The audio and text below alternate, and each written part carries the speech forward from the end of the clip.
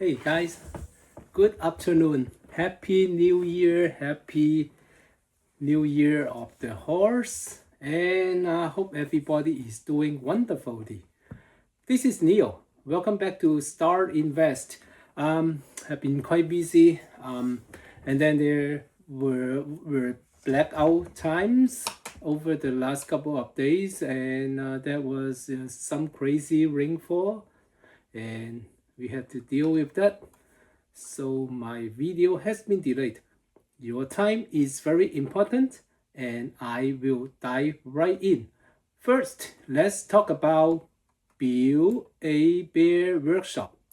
BBW is the ticker symbol, and over the years, a lot of investors only knew to buy whatever Wall Street want to sell to us, whatever companies are trendy. However, in 2020, if you remember the pandemic era, all the retail shops are decimated, and look, per share price was $15 per share.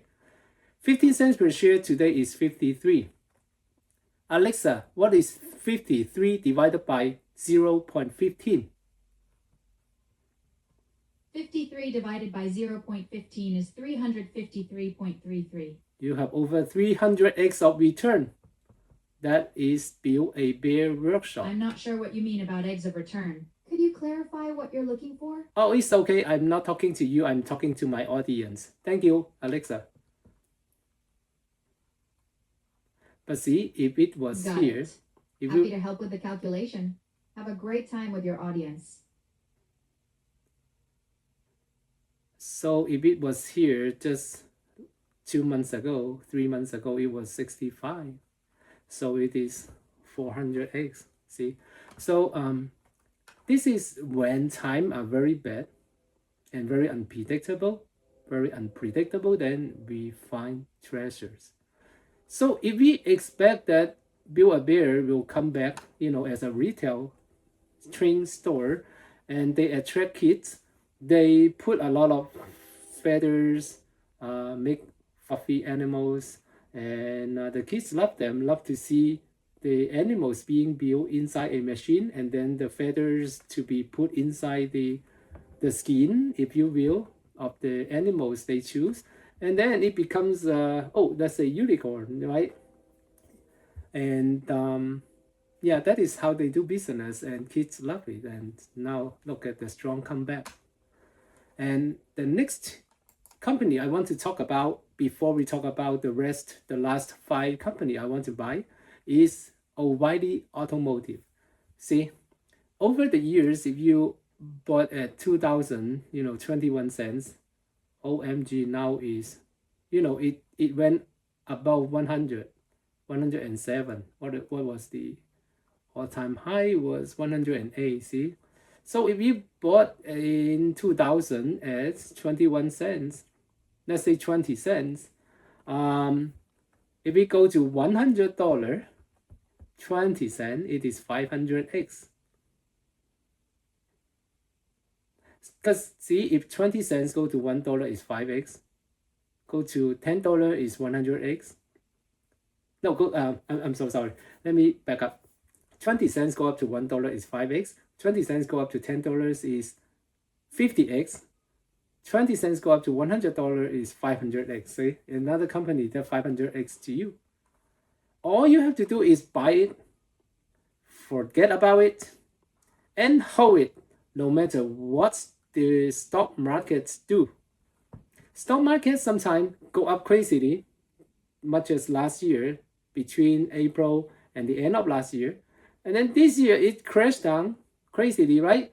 So if you are here for the long term, would you mind the market crash in 2008? No. Oh, it wasn't moving much, right? During those 2 years, 2008, let's say $1.32. 2010, oh, it was actually around $1.87. Looks like it didn't move much. But who mind the short-term fluctuations if you are here for the long-term look, right? So far is a similar case as both Build-A-Bear. SoFi 2022 was like Build-A-Bear here, right? When it was bottoming at around $4 per share. And nobody likes the company. Nobody liked the company. All the analysts were saying SoFi was losing money left and right. Couldn't see a future that is visible to become a profitable company. But look now, SoFi has become a profitable company and a consistently profitable with higher and higher profit margins quarter after quarter. It has proven that. And in the future, it will have even more members, new members, increasing market share, taking market share from legacy banks, and also its push to international markets.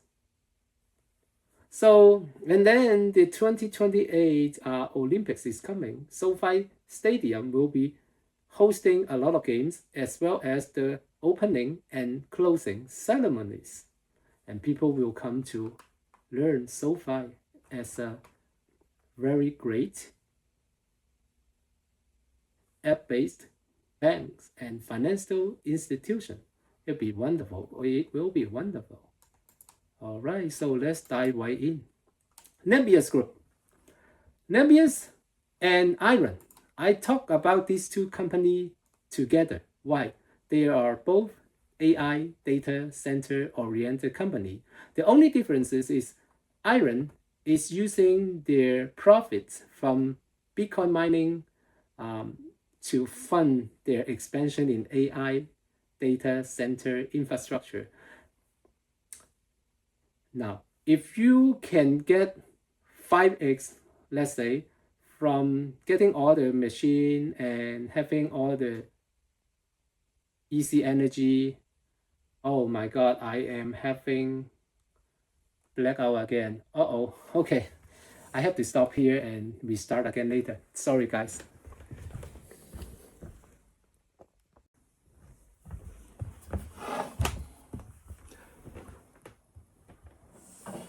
Hey guys, welcome back. Sorry about the disruption. And see, just like investing, we can always expect the unexpected, right? And then when we are prepared, then we move the power source. I have a temporary, what do you call those things? Power bank, a big one. Yeah, you can find them in Costco or Amazon. In times of blackout, it is really nice. I do have solar panel connected to the home, but then as we all know, in California, we have to supply to the grid first before we get it back, which is kind of okay. I stop right there. It may involve some political background, so which I don't want to discuss. Okay, anyway, let's go back to Iron. Iron, now they are using their profit, their proceeds from Bitcoin mining and crypto mining, and then use those proceeds to fund their AI data center expansion. Iron is, for example, if they can gain every dollar they put into crypto mining, they get $2 back, let's say. And then those $2, if they reinvest it in AI data center, in the next 20 years, I would say, for example, this is the fastest growing industry alongside with renewable energy and also clean energy such as nuclear energy supplies. So in order to benefit from the food chain of this AI boom, who are the biggest beneficiaries, right? Now, you have the big clients, the big six, let's say, namely Amazon, Alphabet, Google, Meta, Facebook, Nvidia, and such company, they are spending hundreds of billions in the next couple of years at least to fund the AI expansion and to buy as much of data cloud infrastructure capabilities as much as they can right now, right? So if they spend hundreds of billions in the next couple of years, who are the main beneficiaries? Is the one that supply the AI computing chips, of course, NVIDIA and AMD, which we already discussed those companies. Then the second layer is the companies which make memories and test all the memories and AI chips architectures such as form factor, which we discussed in our last video. And then this next group is also the next in the food chain of AI boom, which are AI data centers, right? So you have iron or Iran, some people call it Iran, and then you have Nebius, take a symbol NBIS. Both of these companies have billions of partnership from Microsoft, from Meta, from Amazon, from Alphabet. So they already have signed such deals. For example, let me show you. As of mid-February 2026, Nebius Group, NBIS, has established itself as a major AI infrastructure provider through several high-value multi-year deals driven by massive demand for GPU capacities and AI software.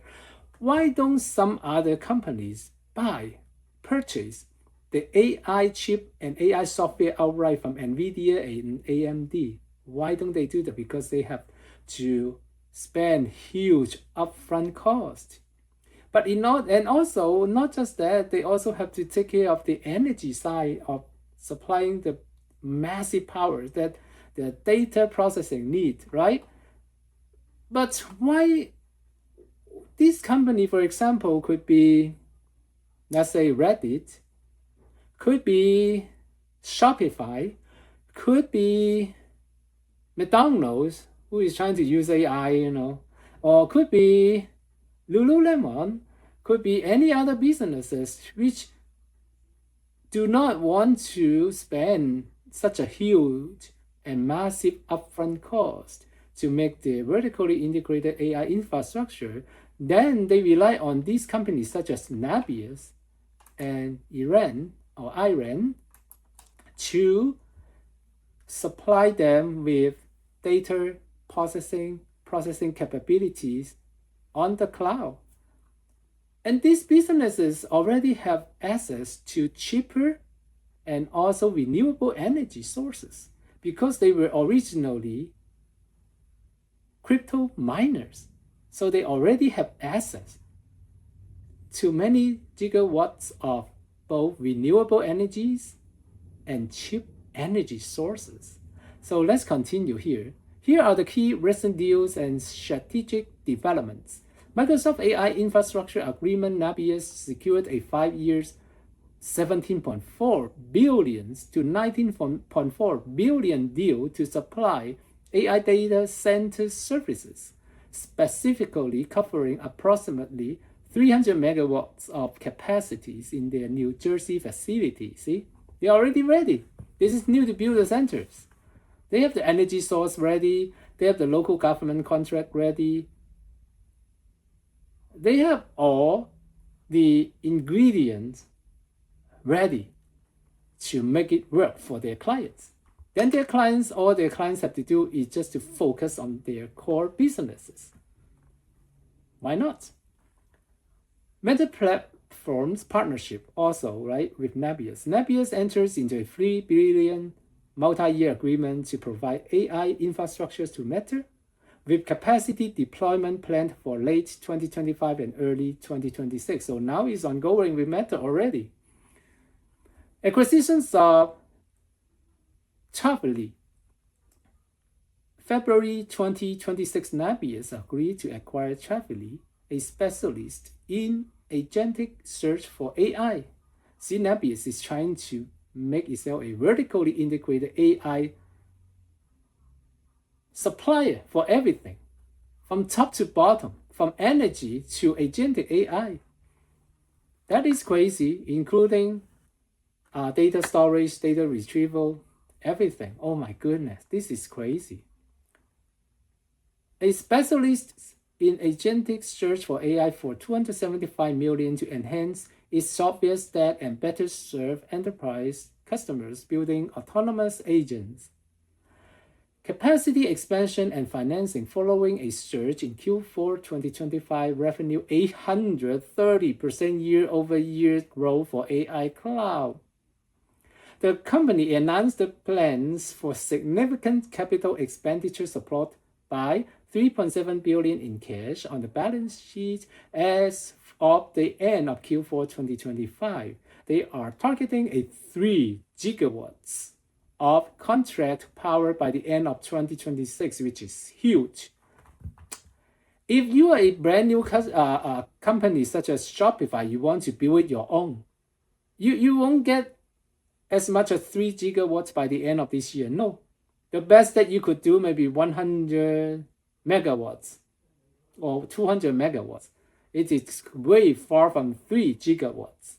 So that's why in order to partner with Nebius and Iron, those clients of these two companies can leverage on these two great companies to shorten their time to market for all their services and products. Technical partnership. Nebius partnered with AnyScale to improve the deployments of ray-based AI workloads. Now, both of these companies are currently spending left and right to expand their AI data center infrastructure. Essentially, what they are is the modern days of REIT, Real Estate Investment Trust, kind of. Why? Because now you have Macy's, you have a lot of supermarkets, you have a lot of retail shops such as Gap, the previous Gap and previous Forever 21. You have nowadays H&M's and Uniqlo and Sarah, such and such.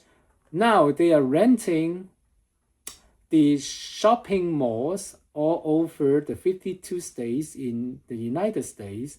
And then those companies normally who rent the spaces to these retail companies, they are called REITs, REITs. REITs is Real Estate Investment Trusts. They normally work in a way in partnership with the investors so that the investors get higher yield for what they put in the investment of the shares of those REITs. Normally it's actually 90%, which is great. So they get higher yield, but then they also, because they become a partner of those REITs, they have to file specific income tax statements, which we will discuss if we have time in any near future. I used to be a tax accountant also for some medium and small size companies. Now let's get back to investment. These are kind of like REITs, but not quite, because if you buy their company share, you are not a partner of these companies. So that is the difference. However, what I'm trying to say is because they will be having such great growth going forward for at least the foreseeable future, meaning 5 to 10 years, for this AI boom, the demand for the AI data center capacity still far outstrip the supplies. And they should see higher and higher subscription going forward, monthly subscription from their clients, and their client base will be increasing. Right now, they don't even have enough capacity for their biggest clients, such as Alphabet, Meta, Google, Amazon. But in the future, once they will grow bigger and bigger, they will have more capacity for medium-sized firms, the 500, Fortune 500 companies, and also companies which are beginning to do business, and those smaller companies. But for now, they are targeting the biggest companies. As you see, as you just have seen, is 17 billion from one big client already for the next 5 years. So if there are 10 clients, it is easily 50 billion for the next 5 years for revenue. Let's say you are netting 10%, 20% profit margin, you net 50%, you net up to 10% billion, which is crazy. And what is the market cap now? It's only 25 billion. It's crazy, right? And when you have annual revenue coming in, let's say 30 billion, which is very durable in the next 5 to 10 years, 30 billion, you give it a 5x for P over S, price over sales ratio. 5 times 30 is what? 300 billion market cap. So this company can grow 10x from here for the next 5 to 10 years. Just like how we discussed so far, the revenue growth is phenomenal. 35% to 38% year-over-year growth revenue, which is crazy. And Iron and Nebius can see 40 to 50% revenue growth year-over-year for the next couple of years at least, because the demands far outstrip supplies for now. Okay, let's move on to the next one. Now, nothing is financial advice. Right now, if we buy these two companies, what is good is, for example, last year when it was super hyped, Iron was 66. Let's see, 76 is 76 actually. And now it's only 42. So you have a little bit of safety cushion before it go back up again. But for now, I think because last year it went up so energetically, right now maybe consolidating for a few months before the new AI data centers show that they are really leveraging on their new data center coming on board, coming online, and then they will have more free cash flow coming in, then we will see that they will continue to march upward. But for now, I think these few months, at least these coming 3 to 6 months, maybe more or less between 40 and 60, going sideways before it breaks out again.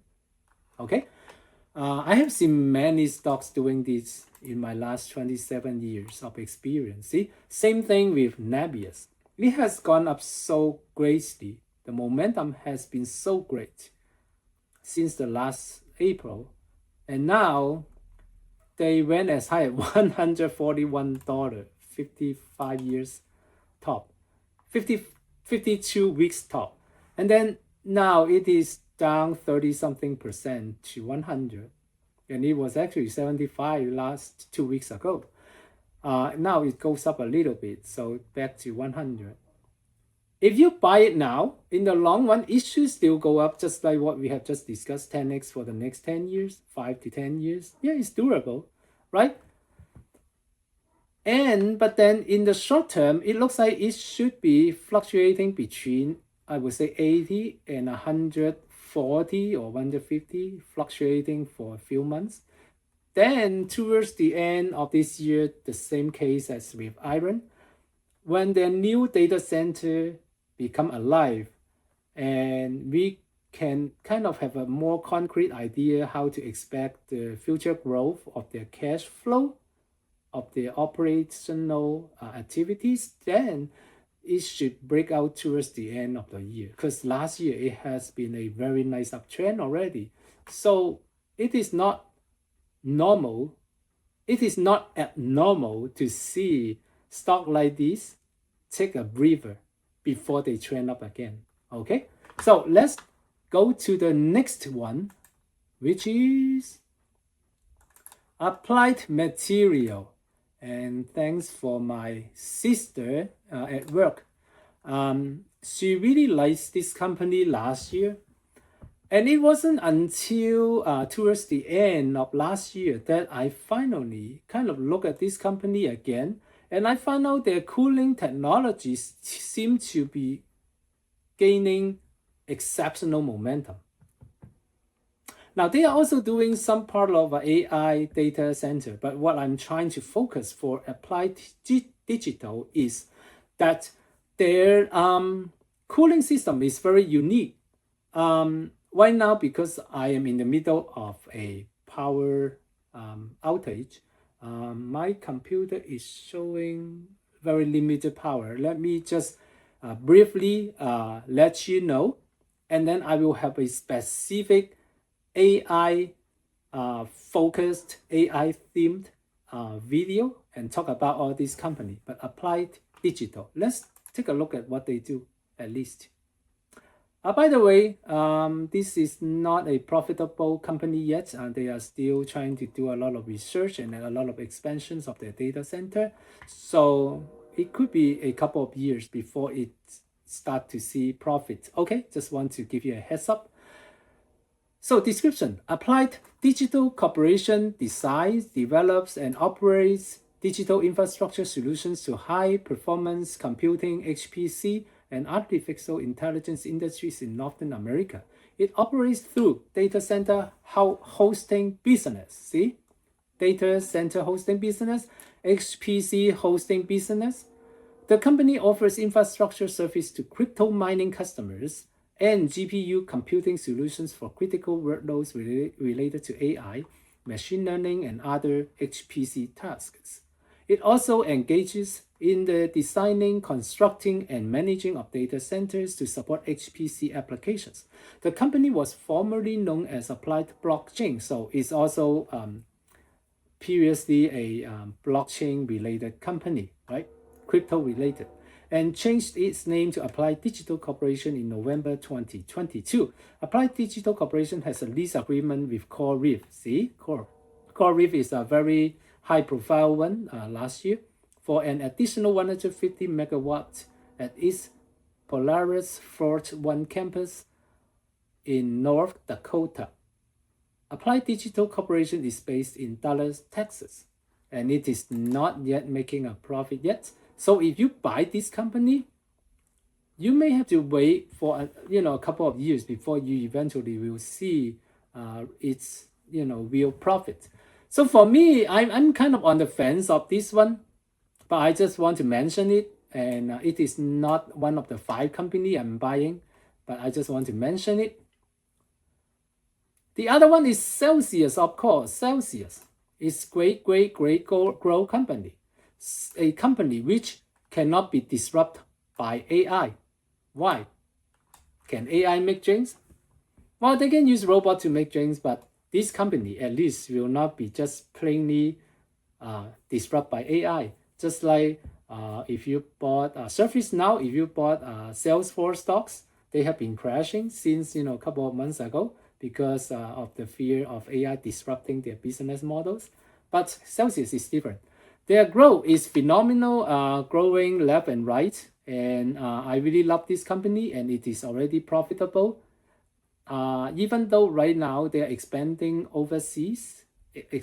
overseas markets. So the last couple of quarters, they have been seeing increased spending. So as you can see, the PE ratios goes up because the price remain kind of 43, but then the per share price, the profitability kind of goes down because the international expansion is needing a lot of capital expenditure for now. Let's take a look at statistics, and then we can get an idea. Their market cap is 11 billion.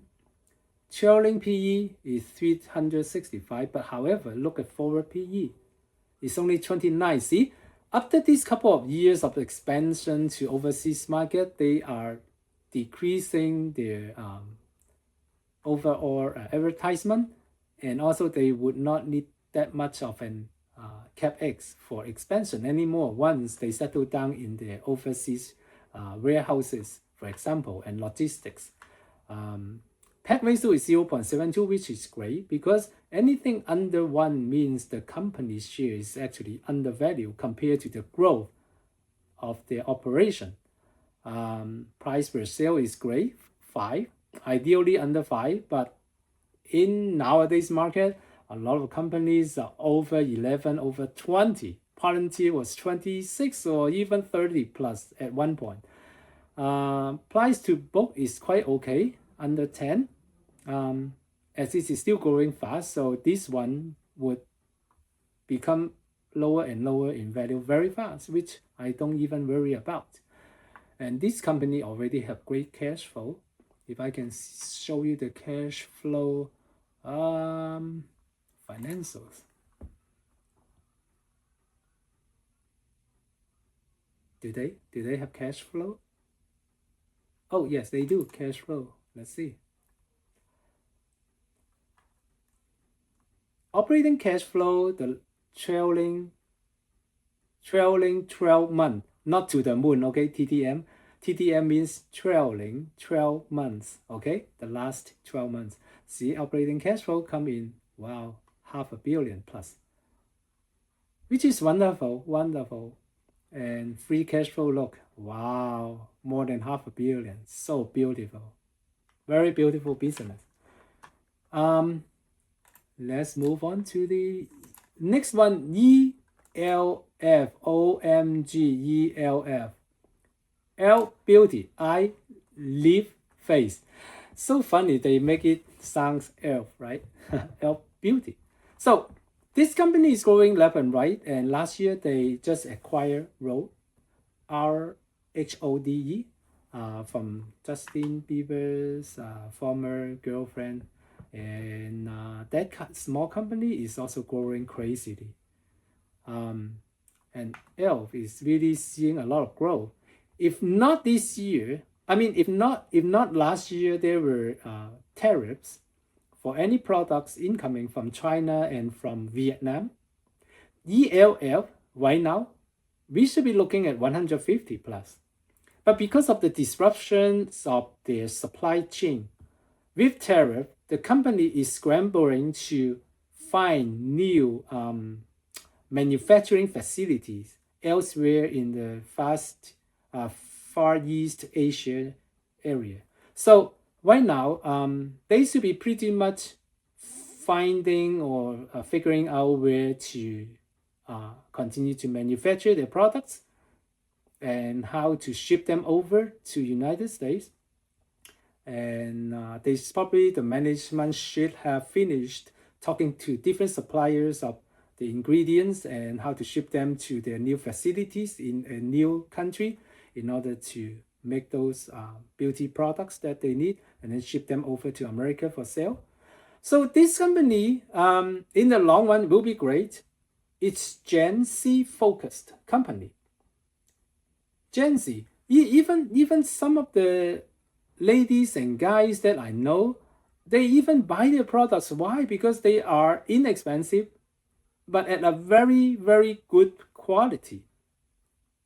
We are not talking about superb quality, but if you are going to a ball, if you just forget to bring an item, to fix your face, to fix your eyelashes, to fix your lips, for example, then spending a few dollars to buy one item, you can afford it. And their items are priced at such a great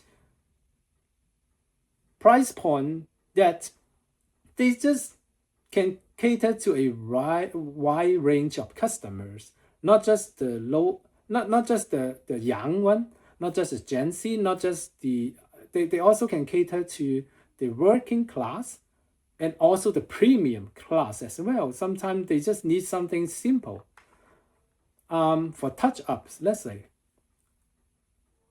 And let's see, they have very good growth. Can I find the growth? Too bad I originally had everything ready. Here. Okay, let's dive in. Elf Beauty reports strong revenue growth in their recent fiscal third quarter ending December 31st, 2025, with net sales soaring 38% year over year to 489.5 million.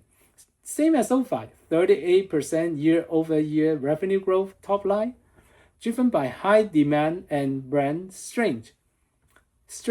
The company raised its fiscal 2026 outlook to 22 to 23% net sales growth. Now, compared to SoFi, this is a little weaker. Most likely because they are still trying to gauge how to implement the logistics and manufacturing at new locations because of all the tariff disruption of last year. So they are pretty, I would say they are pretty on the safe side when it comes to their expectation, but it has a higher chance that the company can beat this forecast when it comes to the real actual earning reports. Now, total net sales growth. Following a fiscal year 2025 year that saw 28.3 annual growth. So compared to SoFi, SoFi is 34 to 38% year over year growth quarterly. Oh, SoFi is doing amazing. But it's good to diversify because this is also a fast growth company. And they just acquired Road. So they could actually surprise to the upside, right? Upside surprise for the investors in the coming quarters. Fiscal Q3 2026 revenue increased 38% year over year. We just talked about that. Full year outlook, the company projects full year sales to reach 1.6 to 1.612 billion, making a significant increase from previous guidance. We want to see that, always increasing their guidance compared to previous guidance, just like SoFi, right? We like company like that. Drivers growth is propelled by strong performance in retail and e-commerce, as well as the acquisitions of Naturium, often referred to in the context of the portfolio growth, and as of late 2025, early 2026, the contribution of Road partnerships. Historical growth. The company has demonstrated high consistent growth, including a 76.89% year-over-year increases in fiscal 2024 and 28.28% in fiscal 2025. It's very nice. Excuse me. It's very, very nice. All right, let's take a look at the next one.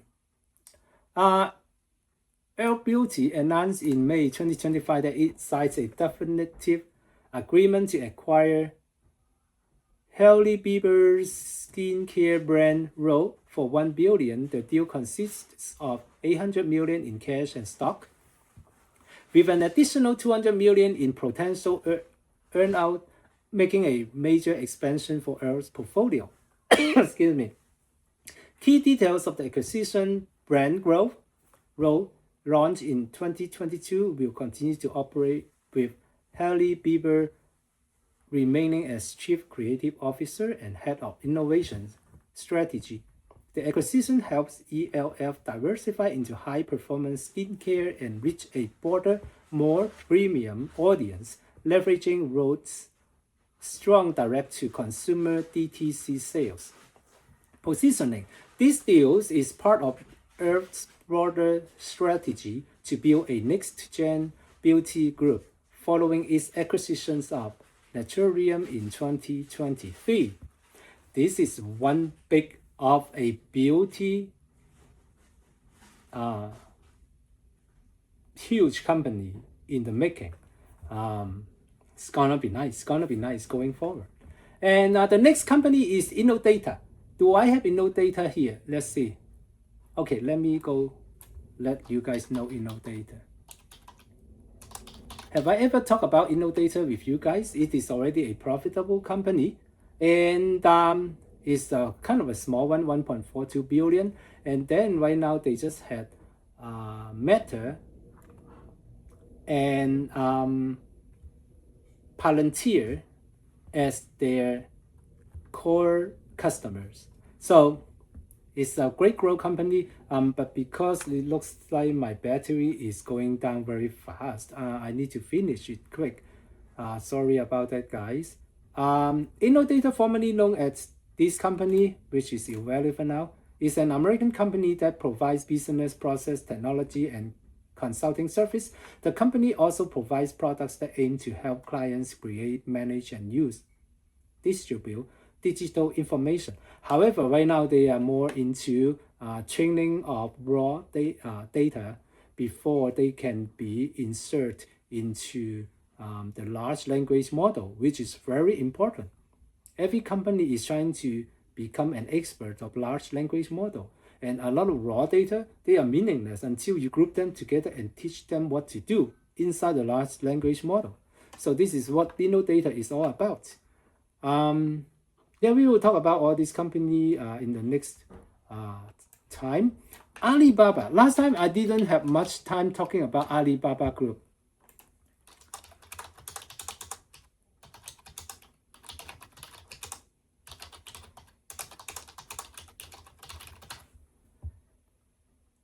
Now, Alibaba Group is considered a compelling investment opportunity in 2026 due to its strategic positions at the center of China's AI-driven industrial transformation. See, at the center of AI-driven industrial transformation, a stabilizing core e-commerce business and a historically low valuation compared to US peers. Following a major restructuring and investment phase in 2025, the company is pivoting from a pure e-commerce player to a technology platform. See, I love platform, remember? With its cloud business showing significant growth, AI leadership and cloud growth. Alibaba Cloud is a major beneficiary of China's artificial intelligence push. The Cloud Intelligence Group recently saw revenue grow by 34%, with AI-related products experiencing triple-digit growth for the 9 consecutive quarters. The company's open-source Qwen model has surpassed 700 million downloads, solidifying its dominant position in China's AI ecosystem. Fundamental e-commerce stabilization despite intense competition from Pinduoduo and Douyin. Alibaba's core domestic e-commerce, Taobao and Tmall, is stabilizing through improved user experience and AI-powered marketing, providing the cash flow to fund high-growth areas such as cloud and international expansion. Deep valuation discount as of early 2026. Alibaba trades at a forward PE ratio in the low teens, which is significantly lower than its historical average and its US counterparts such as Amazon Alphabet, making it a potentially undervalued stock with strong growth catalysts. Easing regulatory environment, the Chinese government's shift towards supporting the tech sector to boost economic productivity under the 15th five-year plan has reduced the regulatory risks that previously hindered the stock. Aggressive shareholder returns. The company has demonstrated a commitment to returning value, with 14 consecutive quarters of share buybacks resulting in a declining share count, which is wonderful, declining share count. Margin pressure from AI spending, some risk. Well, all the companies are spending big, just like the United States big tech companies. Amazon, Google, Alphabet, Meta, they are spending left and right to secure AI infrastructure and to build out the AI infrastructure. So this is normal. Geopolitical and regulatory risks. This always is an ongoing issue. So whether you buy even domestic companies such as NVIDIA, there is still geopolitical and regulatory risks, right? If it is banned to sell some products, sell some chip to China, for example, or any overseas countries, then NVIDIA is, of course, greatly affected. So what company is not affected, right? So yeah, this This we should know. Just like when we drive, we should expect the unexpected always, right? So nothing is financial advice, and thank you so much for watching my videos. And these are all my 15 companies I would love to buy, and I have other companies that I have been keeping my eyes on. However, they are largely not profitable yet. So I'm not recommending, not you, but myself, to buy as the 15 companies to buy for this year. For example, Sanghang AI, I'm keeping a close eye of it. One of my portfolio, one of my account does have Sanghang AI and also Big Bear AI. One of my account has a huge percentage of Big Bear AI. And I will talk about those companies which are also AI related, but they are yet to see their first quarterly profitable report. So I will talk about them in the next video. Oh, I'm down to just 5% on my battery. Thank you, guys. Thank you so much for supporting me. Thank you so much. This is always my honor to service you guys and give you guys the information that I think you guys deserve to know as far as tech company goes. Thank you, thank you, everyone. Thank you. Not financial advice, but I appreciate you guys supporting me. Thank you.